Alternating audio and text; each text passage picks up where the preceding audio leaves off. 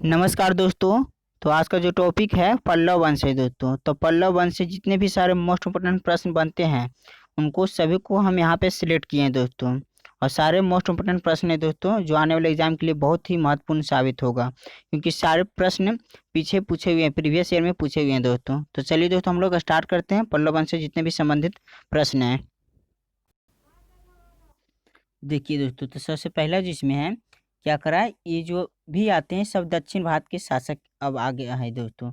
जैसे दक्षिण भारत के प्रमुख राजवंश, तो उसमें जैसे पल्लव वंश हो गया, है ना, चालुक्य वंश हो गया, चोल वंश हो गया, ये सब क्या होयसल वंश हो गया, ये सब दक्षिण भारत के प्रमुख राजवंश है दोस्तों।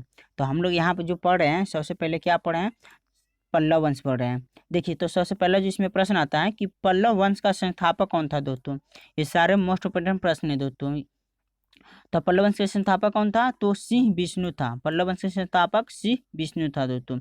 अगला क्या, सिंह विष्णु ने पल्लव वंश की स्थापना कब किया था, तो 575 ईस्वी में किया था। कब किया था, 575 ईस्वी में आपको किया था। देखिए आगे क्या करा, देखिए आगे जो है क्या करा कि सिंह विष्णु ने अपनी राजधानी कहाँ बनाया था, तो सिंह विष्णु ने अपनी राजधानी कहाँ बनाया था, कांचीपुरम में बनाया था। आपका कहाँ बनाया था, कांचीपुरम में बनाया था। यानी कांचीपुरम कहाँ पड़ता है, कांची कहाँ पड़ता है दोस्तों, आपको तमिलनाडु में पड़ता है दोस्तों। देखिए आगे है सिंह विष्णु किस धर्म का अनुयायी था, तो सिंह विष्णु जो थे आपको वैष्णव धर्म के अनुयायी थे।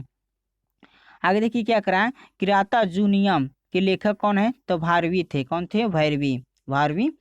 आगे देखिए क्या करा कि भारवी किसके दरबार में रहते थे, तो भारवी जो आपको रहते थे सिंह विष्णु के दरबार में रहते थे, सिंह विष्णु के दरबार में रहते हैं। आगे क्या करा कि पल्लव वंश का अंतिम शासक कौन हुआ, तो अपराजित हुआ था। कौन हुआ, अपराजित हुआ था। आगे देखिए क्या करा है कि मत विलास प्रहसन की रचना किसने की थी, तो महेंद्र वर्मन ने की थी। किसने की थी, महेंद्र वर्मन ने किया था। देखिए उसी प्रकार आगे क्या करा है कि महाबलीपुरम के एकाश मंदिर का निर्माण किस पल्लव राजे ने किया था, तो नरसिंह वर्मन प्रथम ने किया था। किसने किया था, नरसिंह वर्मन प्रथम ने किया था इसका निर्माण। आगे है कहता नरसिंह वर्मन ने किसकी उपाधि धारण की थी, तो बतापी कोंड की उपाधि धारण की थी। आगे क्या करा है कि अरबों के आक्रमण के समय पल्लवों का मतलब शासक कौन था, पल्लवों का शासक कौन था नरसिंह वर्मन द्वितीय था। नरसिंह नरसिंह वर्मन द्वितीय था, नरसिंह वर्मन द्वितीय था।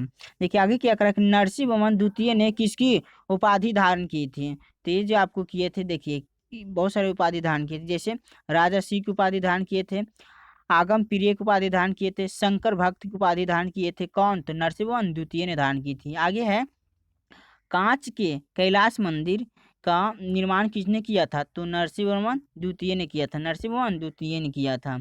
चलते हैं आगे, देखते हैं क्या कर रहा है।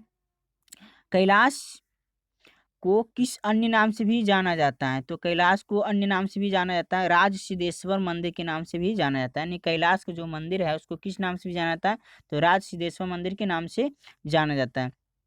अगला क्या करा है कि द्रविड़ स्थापत्य कला की शुरुआत किसने की थी, मतलब कहाँ से हुई थी, तो आपको कैलाश नाथ के मंदिर से हुई थी, कैलाश नाथ के मंदिर से हुई थी द्रविड़ स्थापत्य कला की शुरुआत। अगले करा कि 10 कुमार चित्त के लेखक दंडी किसके दरबार में रहते थे, तो आपको नरसिंह वर्मन द्वितीय के दरबार में रहते थे। आगे देखिए क्या करा है कि कांची के मुक्तेश्वर मंदिर तथा वैकुंठ पेरुमाल मंदिर का निर्माण किसने किया था, तो आपको जो किया था नंदी वर्मन द्वितीय ने किया था, नंदी वर्मन द्वितीय ने किया था।